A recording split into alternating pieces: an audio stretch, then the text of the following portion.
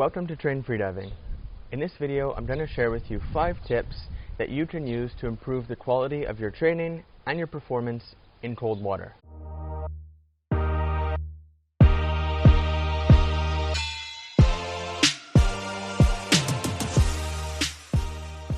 So now that it's getting to summertime, hopefully if you're a freediver in North America, Northern Europe, or anywhere else in the world where it's been cold all winter long and only now it's starting to warm up enough to go back to depth diving, you're going to be able to start training again. From personal experience, I know that training in cold water, so in quarries, lakes, or even cold seawater, there are lots and lots of challenges that don't exist in warm water.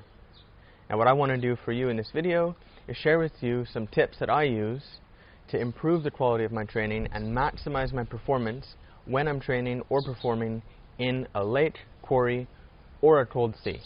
I understand you might be sitting there saying, well, hang on a minute, Nathan.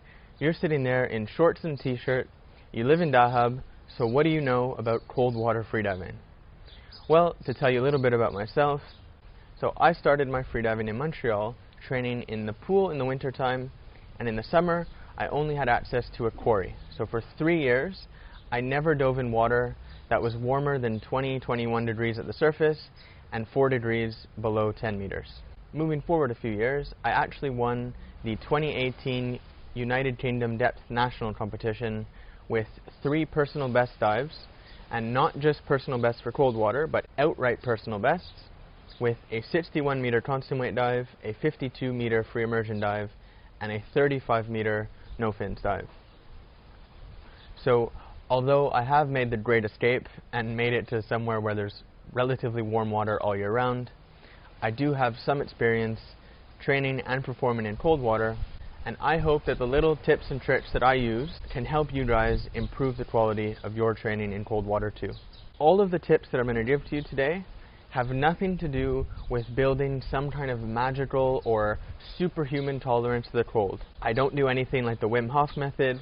I don't suffer taking cold showers or cold baths. What I'm going to share with you today is going to help you maximize the time that you have in the water before you get cold. And I know in some cases this time is going to be relatively short, maybe 30 minutes, 40 minutes, potentially up to an hour at the end of the summer. If you want to have good quality training and therefore good quality dives in cold water, you need to make the most of the time that you have when you're still warm, when you're still capable of doing good quality training. Tip number 1, train your breath hold outside of depth. Now, one of the big challenges with cold water freediving is having enough time and having enough good quality dives to train your breath hold. Breath hold training requires volume. It requires you to do many repetitions of relatively long breath holds in the water. Now, because of the cold, doing this isn't going to be easy, and in many cases it won't even be possible. So, if you really want to maximize your time in the water, you shouldn't be worried about how your breath hold's feeling. You shouldn't be worried about trying to improve your breath hold in cold water. Do this in the pool or with weekly static or any other type of dry apnea exercises that are going to complement your depth training in cold water.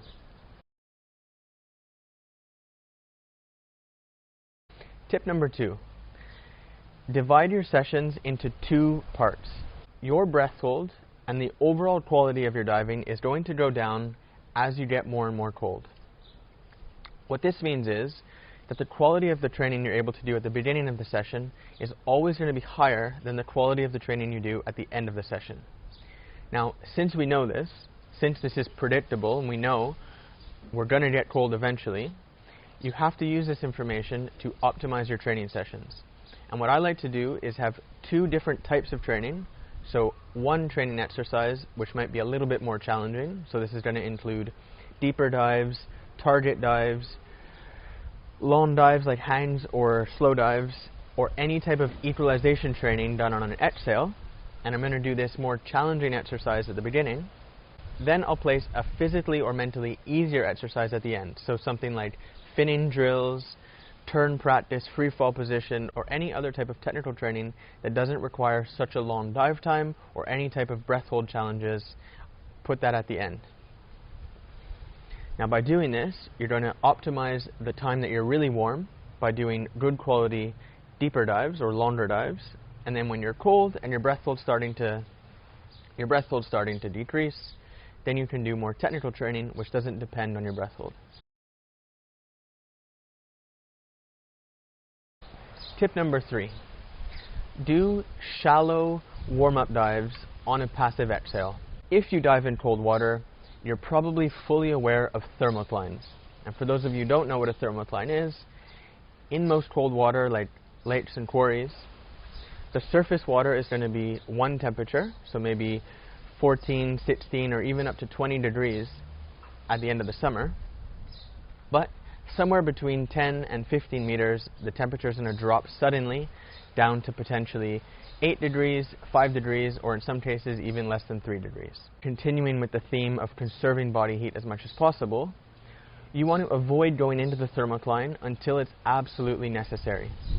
So this means that if you do warm-ups, whether it's 1 warm-up, 2 warm-ups, or even 3 warm-up dives, before your main exercise or your main deep dive, you want to be able to do it at less than the thermocline depth. Now, in my opinion, the easiest and most effective way to do this, the way that you're going to get all the advantages of a normal warm-up dive without getting into the cold, is to do a very shallow warm-up dive on a passive exhale. So you start your dive, release some air, and then you can dive to 5 meters, or if you're a more advanced diver, maybe up to 10 meters.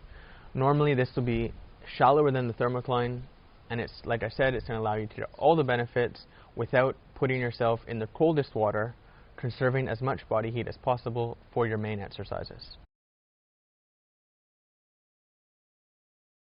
Tip number 4, improve your session efficiency. Now, I would say that this is going to go for freedivers all around the world, because you don't want to be wasting training time. You want to be using all of the training time available to you as much as possible, but it's particularly important for cold water divers. And what I mean by session efficiency is that before your session, you should discuss with all of your buddies which dives you want to do, which dives they want to do, which safety dives are required from you and from them, who's going to be moving the line up and down, who's going to be doing safety, who's going to be warming up, etc., etc. Try and get as much information about the entire session as possible before getting in the water. You guys should try to use the information that you have about the session to optimize who's doing what and when you're doing things in the water. Basically what we're trying to do is limit the amount of time that you're talking about planning the next dive and actually just moving the line, getting yourself set up, preparing for your next dive, and actually doing it. The more you can reduce the amount of talking and planning that's required in the water on the surface, you can spend less time between dives, less time in the water, more time diving, and then you're going to optimize the window that you have before you get cold to do as many good quality dives as possible. Tip number 5, stop your sessions as soon as you get cold. One of the really important ideas in training is that there's no single session that's going to make a massive difference in your performance. Training is the collection of all the sessions that you do. And in order to maximize the effectiveness of all of your sessions, you need something that can be called momentum. Momentum is when you have as many good dives in a row, back to back, over time. This means not having 5 good dives in a single session. It means having 25 good dives over 5 sessions. Now, one of the biggest issues that I've experienced with my own cold water training is showing up to my session with a training plan, with a certain number of dives that I want to do, and then halfway or 3/4 of the way through my plan, I start to get cold. And this cold negatively impacts the quality of my diving, makes my breath hold feel more challenging, and it makes my dives feel stressful.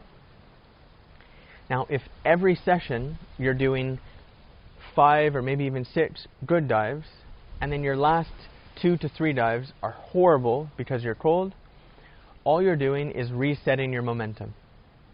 You have good training followed by bad training, and then the next session you basically have to restart doing good training again, and then potentially you ruin that good training a second time by doing these last 2 to 3 bad dives because of the cold. It's super important that if you are training in cold water, you do as many good quality dives as possible, and then as soon as you're cold, just stop. You're not doing yourselves any favors by pushing yourself through the cold, trying to do stuff that you're not capable of doing. Come back the next time with a fresh mindset, ready to dive, and continue the momentum that you've built from the last session to session, and this is what's going to build into good quality training and then the ability to do good quality performances in cold water.